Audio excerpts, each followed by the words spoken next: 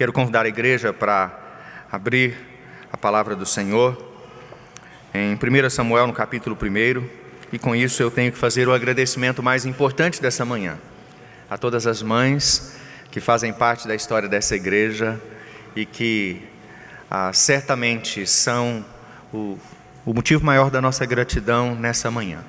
Parabéns a todas as mamães, Deus as abençoe, Deus as conserve, Deus as capacite a exercer com fidelidade o ministério materno que Deus tem dado a cada uma das irmãs. Deus abençoe de uma maneira muito especial para que esse seja um dia também de alegria em família, um dia de convivência fraterna, que seja um dia muito especial. Sejamos gratos ao Senhor pelas nossas mães. Vamos ler, irmãos, 1 Samuel, capítulo 1, os versos de 1 até o verso 18. Diz assim a palavra do Senhor: Houve um homem de Ramataim Zofim, da região montanhosa de Efraim, cujo nome era Eucana, filho de Jeroão, filho de Eliú, filho de Tou, filho de Zufi, efraimita. Tinha ele 2 mulheres, uma se chamava Ana e a outra Penina. Penina tinha filhos, Ana, porém, não os tinha. Este homem subia da sua cidade de ano em ano a adorar e a sacrificar ao Senhor dos Exércitos, em Siló. Estavam ali os 2 filhos de Eli, Hofni e Finéias, como sacerdotes do Senhor. No dia em que Eucana oferecia o seu sacrifício, dava ele porções deste a Penina, sua mulher, e a todos os seus filhos e filhas. A Ana, porém, dava porção dupla. Porém, ele a amava ainda mesmo que o Senhor a houvesse deixado estéril. A sua rival a provocava excessivamente para a irritar, porquanto o Senhor lhe havia cerrado a madre. E assim o fazia ele de ano em ano. E todas as vezes que Ana subia à casa do Senhor, a outra a irritava, pelo que chorava e não comia. Então Eucana, seu marido, lhe disse: Ana, por que choras? E por que não comes? Por que estás de coração triste? Não te sou eu melhor do que 10 filhos? Após terem comido e bebido em Siló, estando Eli, o sacerdote, assentado numa cadeira, junto a um pilar do templo do Senhor, levantou-se Ana e com amargura de alma orou ao Senhor e chorou abundantemente. E fez um voto dizendo: Senhor dos exércitos, se benignamente atentares para a aflição da tua serva, e de mim te lembrares, e da tua serva não te esqueceres, e lhe deres um filho varão, ao Senhor o darei por todos os dias da sua vida, e sobre a sua cabeça não passará navalha. Demorando-se ela no orar perante o Senhor, passou Eli a observar-lhe o movimento dos lábios, porquanto Ana só no coração falava. Seus lábios se moviam, porém não se lhe ouvia voz nenhuma. Por isso Eli a teve por embriagada. E lhe disse: Até quando estarás tu embriagada? Aparta de ti esse vinho. Porém Ana respondeu: Não, Senhor meu, eu sou mulher atribulada de espírito.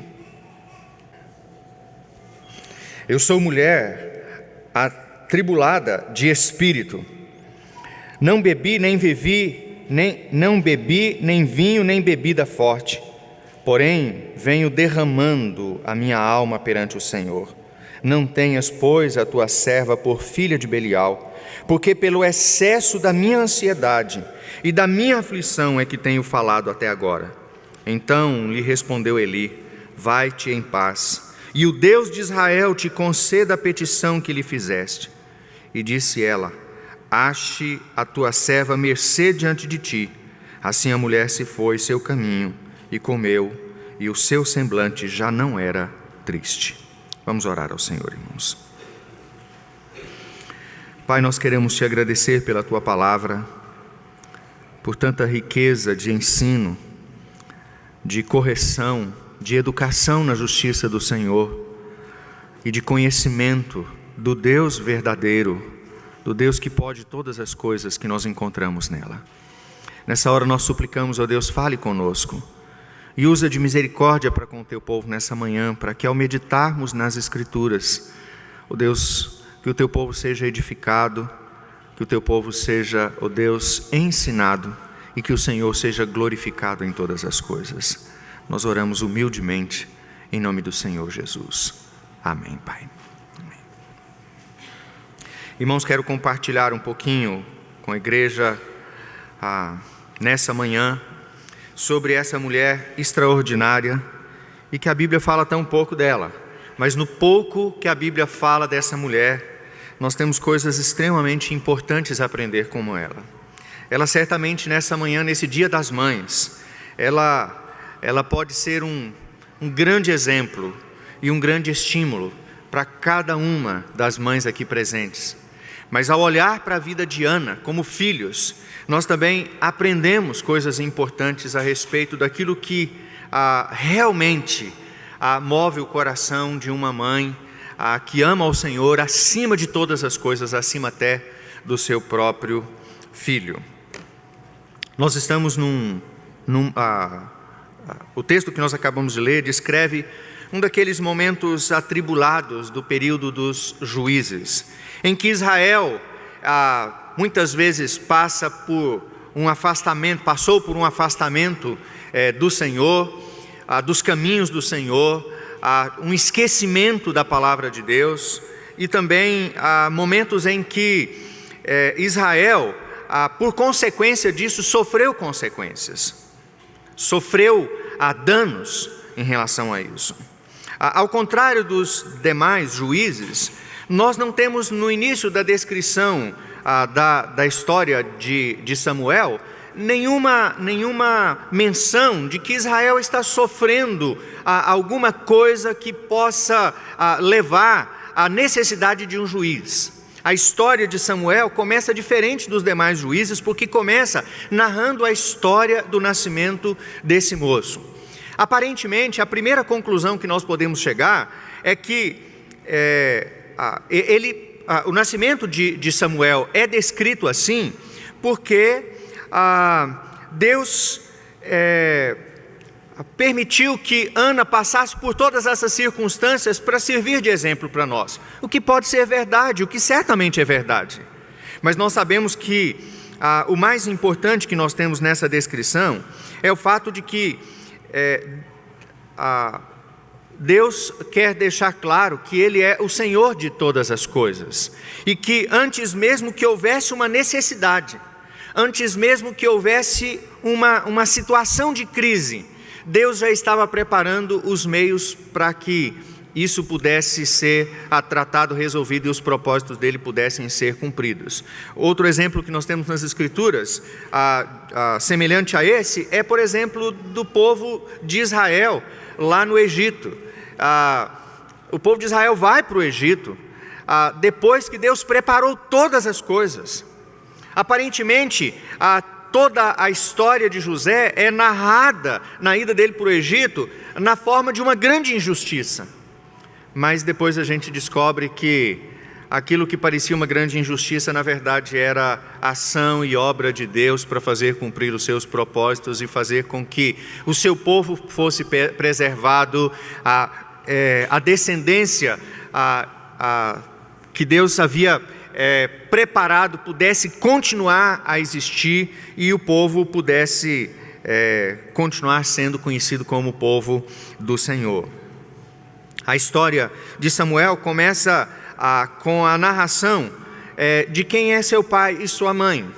Duas pessoas que praticamente a gente não ouve deles mais, nós não temos quase nada mais a respeito deles.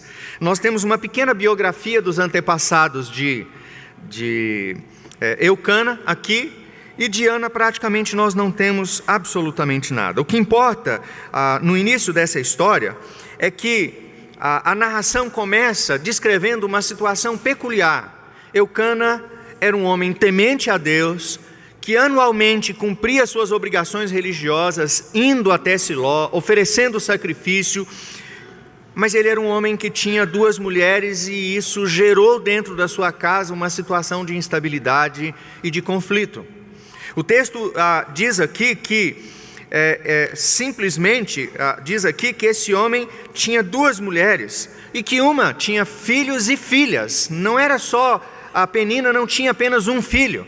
Diz aqui que ele tinha filhos e filhos com ela. E a outra não tinha filho algum. A situação é tão interessante, irmãos, porque o texto não esclarece muita coisa, como que um homem temente a Deus e que amava profundamente a sua esposa, como o texto deixa claro que ele amava a Ana e amava até mais do que a outra. Como é que essa situação se configurou? Existem teorias, né? Uma delas que talvez a Ana, depois de um tempo desejosa de ver nascer uma descendência, fez o que Sara fez, né? Buscou alguém e ofereceu ao seu marido para que pudesse dar descendência. Mas da mesma forma como aconteceu com Sara, aconteceu com Penina, né? Com Sara, depois de um certo tempo, a escrava passou a aborrecê-la e passou a zombar dela e dizer: eu tenho filhos e você não tem. Talvez a situação seja semelhante, talvez depois de algum tempo Penina também tenha feito isso.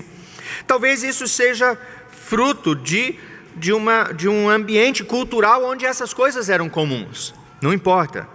O que precisa ficar claro, irmãos, aqui é que essa é uma situação que trazia uma série de conflitos e havia uma série de problemas dentro daquela casa. Até aquilo que parece bonito, não é? Que é a demonstração de amor, de carinho, e até a maneira como providencialmente Eucana oferecia para Ana porção dobrada de tudo que ele dava para os outros.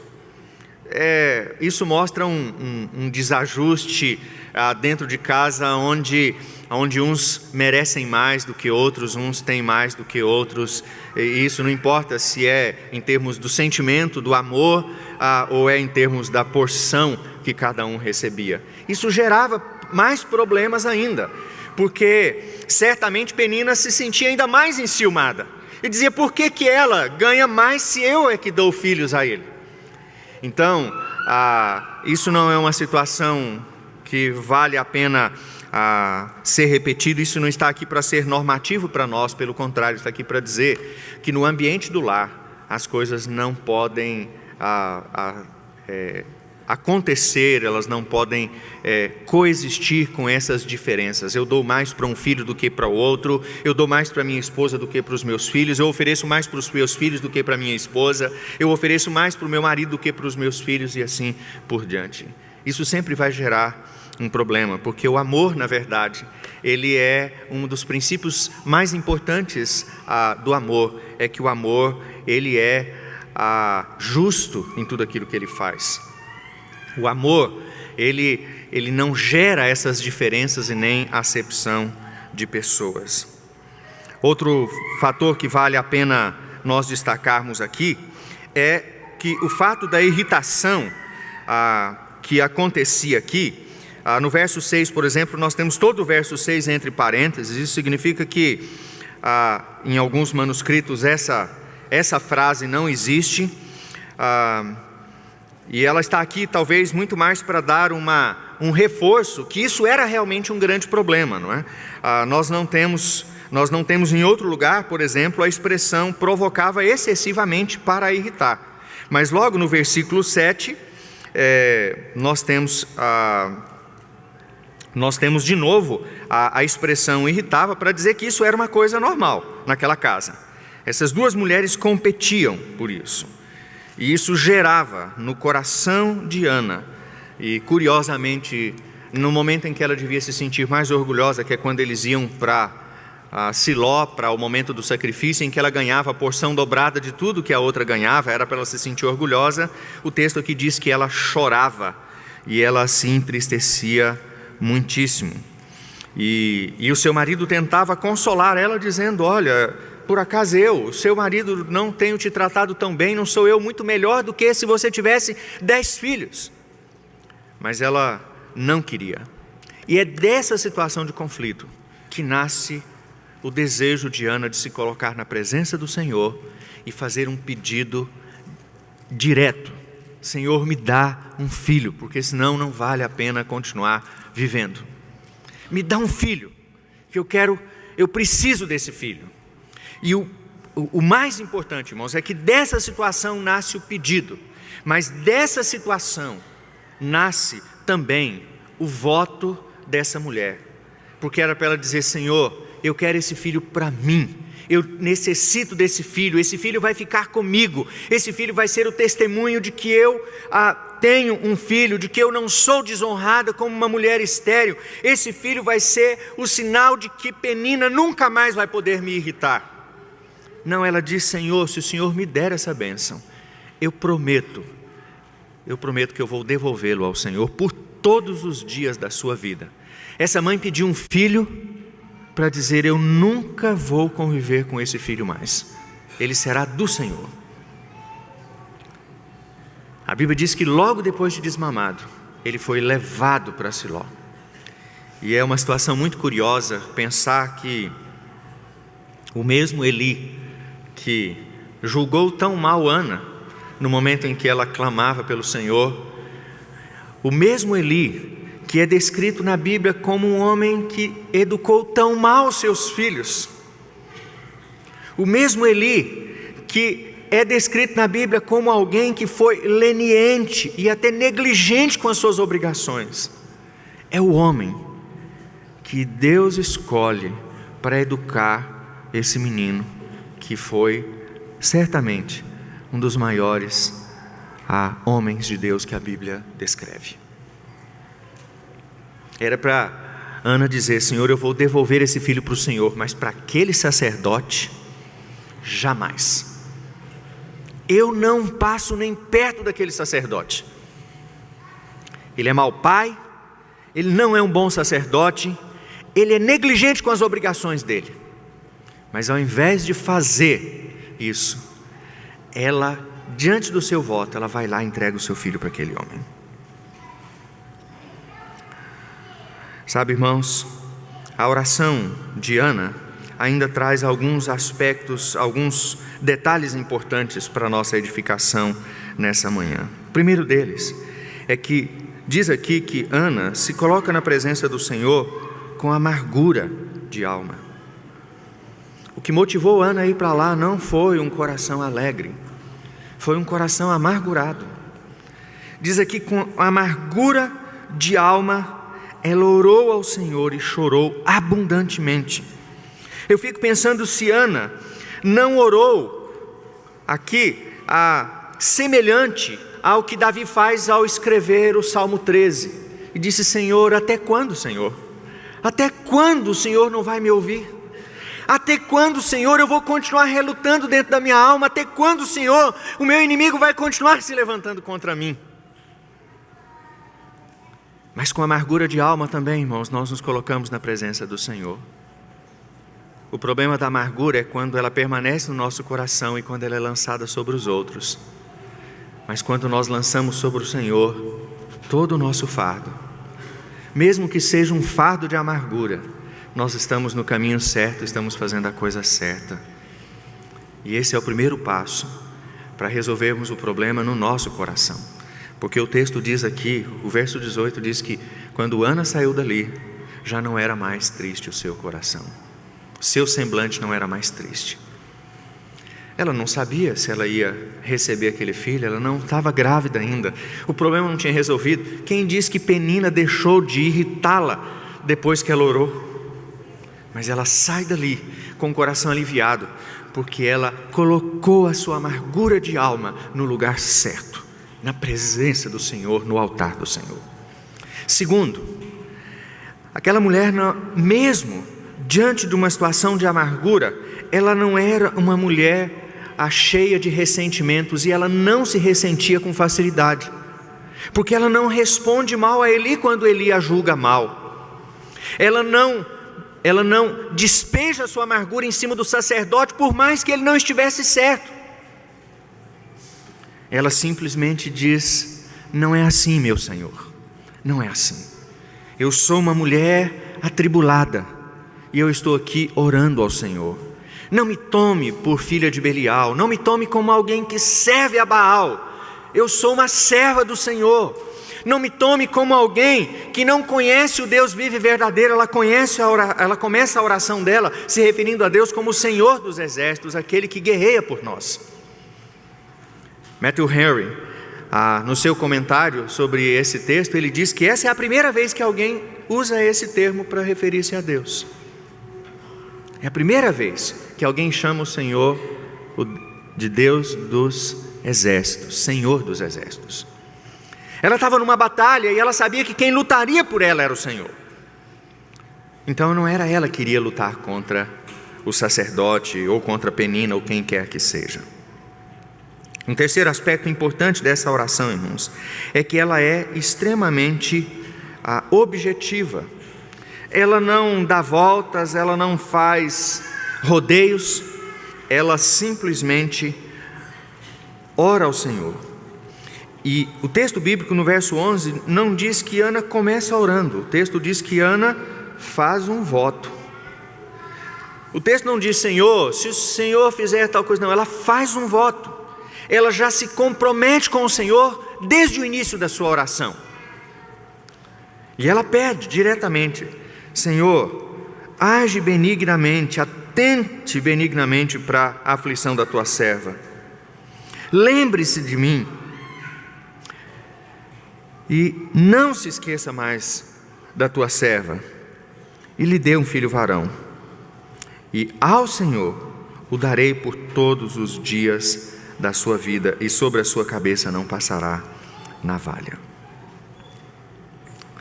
Essa última frase refere-se ao voto de Nazireu, em que essa criança, desde o início, ela foi criada, ela foi educada, preparada. Nos poucos anos que essa criança viveu com Ana, ele foi preparado para servir ao Senhor, exclusivamente ao Senhor. Pois bem, irmãos, diante de tudo isso, eu quero deixar algumas lições bem simples para nós nessa manhã. A primeira delas é que Ana é um exemplo de como se buscar a Deus, mesmo em meio à aflição, à dor, à injustiça e à amargura de coração. Eu não sei o que se passa pelo seu coração, não sei qual tem sido a dificuldade, a maior luta que você tem enfrentado no seu dia a dia, especialmente como mãe. Talvez o seu coração esteja extremamente amargurado, porque você deseja ver seu filho na presença do Senhor e não tem visto. Talvez você tenha dificuldades de relacionamento com os seus filhos. Talvez você tenha grandes problemas de relacionamento dentro do seu lar, como Ana tinha. Mas Ana é um exemplo para nós, de que buscar ao Senhor como provedor da nossa vida é a atitude a se fazer em primeiro lugar, mais do que qualquer outra coisa. Segundo, Ana é um exemplo de que nós devemos e podemos nos comprometer com Deus, mesmo quando a nossa aflição é grande. Já perceberam que muitas vezes as pessoas dizem assim, se a minha vida melhorar, eu vou fazer alguma coisa com o Senhor. Se Deus me der isso, depois que o Senhor me der isso, eu vou fazer alguma coisa. Ana, ela acerta o seu compromisso com Deus e vai embora em paz, vai embora tranquila. Ela faz um voto ao Senhor. Mas fazer um voto, irmãos, pode não ser uma bênção. Fazer um voto pode ser assumir um compromisso doloroso. Fazer um voto talvez signifique abrir mão daquilo que tanto se quer, como era o caso de Ana. Mas Ana é um exemplo de que nós podemos nos comprometer com o Senhor, mesmo na aflição e mesmo na dor. Terceiro lugar, Ana é um exemplo para nos ensinar que nós não precisamos ser compreendidos por todos para fazer a coisa certa. Ana estava fazendo a coisa certa, era a hora dela levantar e dizer assim, não, agora acabou tudo, não é? Se ela estivesse em Goiás, talvez ela dissesse, acabou o piqui de Goiás. Eu estou aqui, depois de todo o meu sofrimento, esse homem vem dizer que eu sou uma bêbada. Esse homem nem compreende a dor do meu coração. Não, Ana é um exemplo de que nós não precisamos ser compreendidos em todas as situações da nossa vida para fazermos a coisa certa. Que muitas vezes você pode estar sofrendo uma injustiça e ainda assim você deve ser fiel ao Senhor, deve servir ao Senhor, deve honrar ao Senhor, deve buscar no Senhor as coisas que você tanto necessita. O seu testemunho não deve ser alterado porque alguém pratica alguma injustiça para com você. Pelo contrário, a sua justiça está nas mãos daquele que julga todas as coisas retamente. E Ana entende isso aqui. Eli está me entendendo mal. Penina me irrita e me aflige. Meu marido, mesmo quando ele tenta me agradar, ele não consegue. Mas Ana, ela se coloca diante de Deus para dizer: Senhor, ainda que seja diante da tribulação, eu serei fiel ao Senhor, e o meu compromisso com o Senhor é o mesmo. Porque quando ela tem que explicar para Eli, ela diz: eu estou aqui orando, eu estou aqui buscando o Senhor, eu estou aqui clamando diante do Deus que pode todas as coisas. Quarto lugar, Ana é um exemplo de que nós podemos e devemos não apenas falar com Deus, mas Ana, ela nos mostra que muitas vezes o melhor a se fazer é derramar a nossa alma na presença do Senhor. Lembram-se do texto de Filipenses: não andeis ansiosos por coisa alguma, antes porém em tudo sejam conhecidas diante de Deus as vossas petições pela oração e pela súplica com ações de graças. Ana é um grande exemplo dessa verdade para nós, irmãos. Ana tinha todas as ansiedades, a ansiedade fazia parte da vida de Ana. Mas quando ela resolve derramar aquilo na presença do Senhor, colocar aquilo diante do altar de Deus, o texto diz que ela sai em paz e volta para casa. Nada tinha mudado ainda. Mas derramar o nosso coração na presença do Senhor, muitas vezes é o melhor que nós temos a fazer. Às vezes nós achamos que é resolver o problema, é mudar a situação, é eliminar pessoas do nosso caminho. Mas não. Ana nos ensina com a sua vida que o melhor é derramar o seu coração na presença do Senhor. Isso nos faz lembrar de Jesus, não é? Vinde a mim todos os que estão cansados e sobrecarregados, e eu vos aliviarei. Lançai sobre mim o seu jugo e tomai o meu fardo, que é leve e é suave. Derrame o seu coração na presença do Senhor. Por fim, a última coisa, Ana é um exemplo de que mesmo diante das injustiças, das aflições, das dores, das faltas, né? Ou da falta de alguma coisa que a gente tanto deseja, é possível encontrar descanso no Senhor. O texto termina dizendo que aquela mulher orou ao Senhor e ela sai dali e já não há mais tristeza no seu coração, já não há mais um semblante decaído, já não há mais um coração amargurado, já não há uma alma amargurada mais. Mas ela sai em paz porque ela encontrou no Senhor o descanso. A Bíblia diz: descansa no Senhor, espera nele, e o mais Ele fará. Não importa a sua história, não importa a situação que você esteja vivendo, não importa o tamanho da sua dor, a enfermidade, não importa a incompreensão, não importa as injustiças, não importa nada. Uma vez que você se derrama na presença do Senhor, a Bíblia diz que a paz de Jesus Cristo, que excede todo entendimento, ela guarda nossos corações e as nossas mentes. E isso é algo, irmãos, que só experimenta aqueles que aprenderam a se derramar na presença do Senhor.